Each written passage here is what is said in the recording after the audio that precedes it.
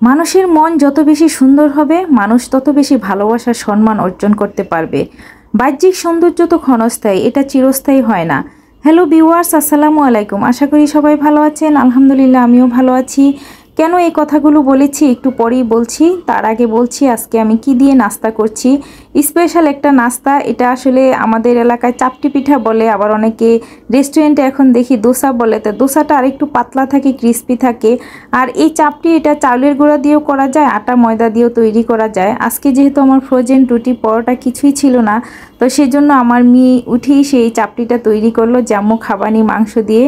আমি আসলে ছোলার ডাল দিয়ে, মুরগি দিয়ে, চিকেন দিয়ে রান্না করেছিলাম, খুবই মজা হয়েছিল তরকারিটা। সেটা দিয়ে চাপটি খেয়ে চলে আসছি আজকে কিচেনে। তো ভাবছি আজকে বেশি কিছু রান্না করব না, সিম্পল রান্না করব। যেহেতু বৃষ্টি পড়ছে, আর গতকালকে আমি ছোলার ডাল দিয়ে মুরগি রান্না করেছিলাম, সেই তরকারিটা অনেকটাই রয়ে গিয়েছে। আর মাংসটা অনেকটা ঝাল হয়ে গিয়েছিল, আমি খেতে পারিনি। তো ভাবছি যে একদম হালকা ঝাল দিয়ে আজকে একটু খিচুড়ি রান্না করব।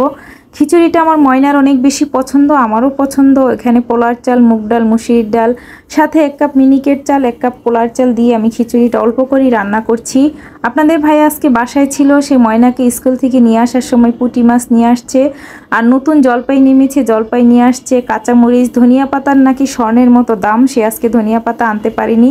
বলে যে পুঁটি মাছ দিয়ে চচ্চড়ি করবা। সেই পুঁটি মাছ ফ্রাই খুব পছন্দ করে। তো আসার সঙ্গে সঙ্গে তাকে কয়েকটা মাছ কেটে ফ্রাই করে দিয়েছিলাম, সে গরম ভাত দিয়ে খেয়েছে। আর এই তো খিচুড়িটা রান্না করেছি। এই দেখেন চিকেনটা কি পরিমাণ ঝাল হয়েছিল, আমি আসলে খেতেই পারিনি। কিন্তু আমার বাসায় সবাই ঝাল খেতে পারে, তারা বাবা মেয়েদের ঝাল খাওয়ার কোনো সমস্যা হয় না। তো সেই জন্য হালকা ঝাল দিয়ে আমি খিচুড়িটা রান্না করেছি। রান্নার সময় আমি সব মশলা দিয়ে, সরিষার তেল দিয়ে, পেঁয়াজ কুচি সব দিয়ে খিচুড়িটা বসিয়েছিলাম। এখন আমি একটু ঘি দিয়ে ফোড়ন দিলাম। আর এই যে পুঁটি মাছগুলো আমি সব মশলা দিয়ে ম্যারিনেট করে মেখে রেখেছি, এটা আমি চচ্চড়ি করব, সাথে জলপাই দিব। তো এই চচ্চড়িটা একটু ঝাল ঝাল হলে খেতে ভালো লাগে। তো যেহেতু আমি অত বেশি খাবো না, আপনাদের ভাইয়ার জন্য এটা করছি।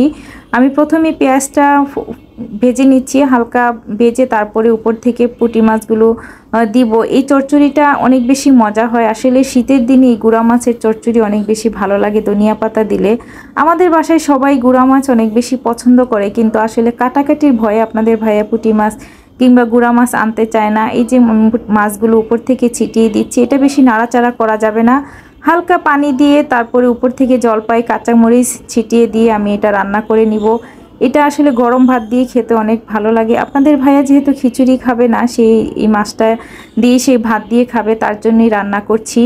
আর যেটা বলছিলাম যে মানুষের আসলে বাহ্যিক সৌন্দর্য ম্যাটার করে না, সে যদি ভিতর থেকে সুন্দর হয়, মানুষকে প্রশংসা করে, মানুষকে সম্মান দেয়, সে নিজেও সম্মানিত হয়।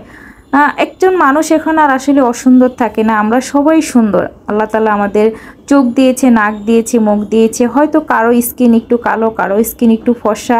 বর্তমানে যা কিছু আছে কসমেটিক দিয়েও মানুষ সুন্দর হওয়া যায়। তো এই সুন্দরটা মানুষের আসলে ম্যাটার করে না, সে যদি ভিতর থেকে মন মানসিকতা সুন্দর না থাকে, মানুষকে প্রশংসা করতে না পারে।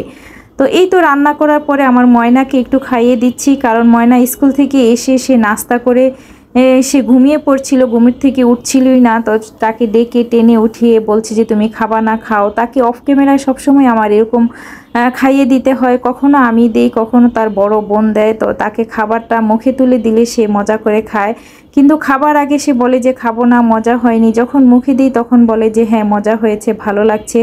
সে লেবু দিয়ে চটকি এরকম খিচুড়ি সে অনেক বেশি পছন্দ করে, ছোটোবেলা থেকেই সে খিচুড়িটা অনেক বেশি পছন্দ করে। তো তার জন্য খিচুড়ি রান্না করলে আমার অনেক ভালো লাগে, কারণ সেও খিচুড়ি খায়, আমারও খিচুড়ি পছন্দ। তো আপনাদের ভাইয়া শুধু খিচুড়ি পছন্দ করে না। তো মা যখন বাচ্চা না খায় তখন আসলে মায়ের অনেক বেশি খারাপ লাগা কাজ করে। আমি রান্না করে খেয়ে ফেলেছি, আপনাদের ভাইয়া খেয়েছে, কিন্তু তাকে আমি খাওয়াতে পারিনি।